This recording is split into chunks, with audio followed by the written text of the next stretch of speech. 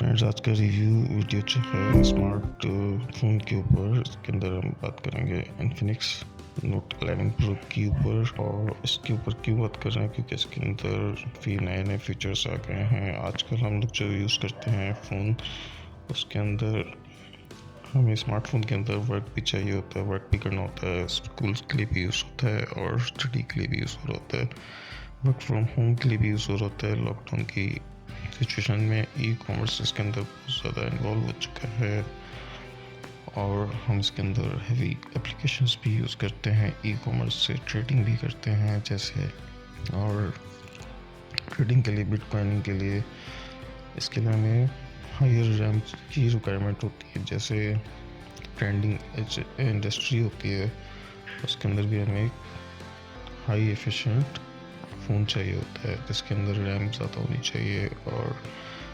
Storage भी ज़्यादा होनी चाहिए। फिर हम गेम के लिए भी यूज़ करते हैं, एनिमेशंस के लिए भी यूज़ हो रहा है आजकल फ़ोन जो है एप्लीकेशन डेवलपमेंट के लिए भी यूज़ हो रहा है। तो जितनी इसके अंदर रैम हो उतना ज़्यादा अच्छा है। इसके अंदर ग्राफिक्स डिज़ाइनिंग यूज़ हो रही है, ग्राफिक्स कार्ड यूज़ हो रहे हैं। मतलब जितना भी आपका लैपटॉप का काम था या जो आपका एक हैवी वर्क स्टेशन कर सकता था, वही सब कुछ जो है यूज़र जो है, आम इंसान जो है, नॉर्मल यूज़र जो है, मेरे जैसा, आप जैसा, वो सेल फ़ोन से करना चाहता है। क्योंकि वो कहीं पे भी कभी भी इसको ऑन करके अपना वर्क कंटिन्यू कर सकते हैं, चाहे कहीं पे भी हो, फ्री टाइम है तो आप यूज़ कर सकते हैं।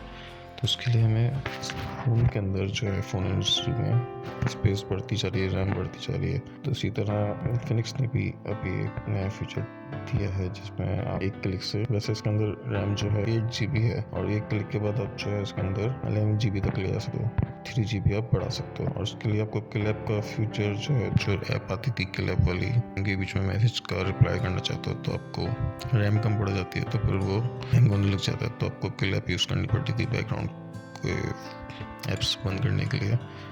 तो अब आपको यूज़ नहीं करनी पड़ेगी, आप सेम टाइम पे स्ट्रीमिंग भी कर सकते हो और जो है मैसेज का रिप्लाई या कोई और गेम भी एप्लीकेशन साथ में छोटी मोटी चला सकते हो, या थोड़ी सी हैवी एप्लीकेशन भी चला सकते हो।